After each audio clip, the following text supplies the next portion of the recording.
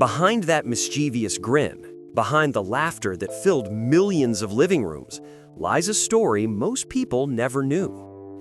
Danny DeVito, Hollywood's smallest giant, spent his life hiding unbearable pain, fighting rejection, and proving that greatness doesn't come from height, but from heart. He entered the world unwanted. Born in Neptune, New Jersey in 1944, his mother was 40 and tired. She later confessed she hadn't wanted him, words that could break any child. But Danny didn't crumble. That early pain became his fire. At home, nights were dangerous. His father, gentle by day, turned violent after drinking. Police showed up at their door 17 times before Danny turned 15. Some nights, he hid in closets. Other nights, he ran barefoot to neighbors' houses. It was a childhood of fear, but it built a resilience no one could teach. By 14, Danny made his escape. Drugs and crime had swallowed his neighborhood. 2 friends were already dead. He saved $237 from odd jobs and begged his parents to let him attend boarding school. It worked. That decision likely saved his life.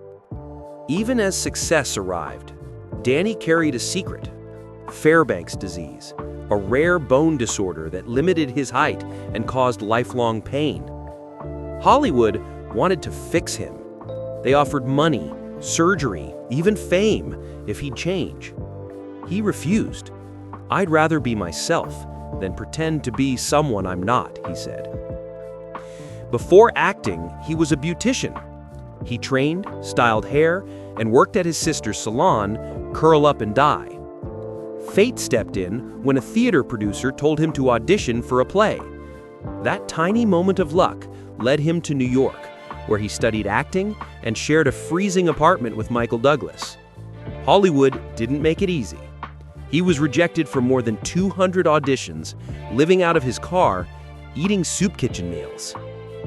But then came Taxi. As Louis De Palma, Danny DeVito became a household name. Off-screen, DeVito's love story was as remarkable as his career. He met Rhea Perlman by accident. She came over to break up with his roommate and ended up talking to Danny for 6 hours. They married, worked side by side, and created Jersey films, producing classics like Pulp Fiction and Matilda. During Matilda, when young Mara Wilson's mother was dying, Danny showed her mother a near-final cut of the movie in her hospital room. It was the kind of quiet kindness few people ever hear about.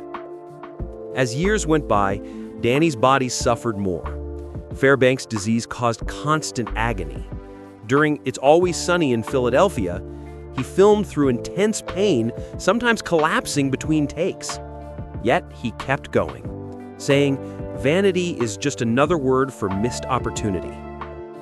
At 80, Danny DeVito remains unstoppable, producing new projects with his children, appearing on screen, and still making us laugh. His journey isn't about fame or fortune. It's about the courage to stay yourself when the world tells you not to. He taught Hollywood that being small doesn't mean thinking small, and that sometimes the loudest voice in the room comes from the man who spent his childhood hiding in the dark.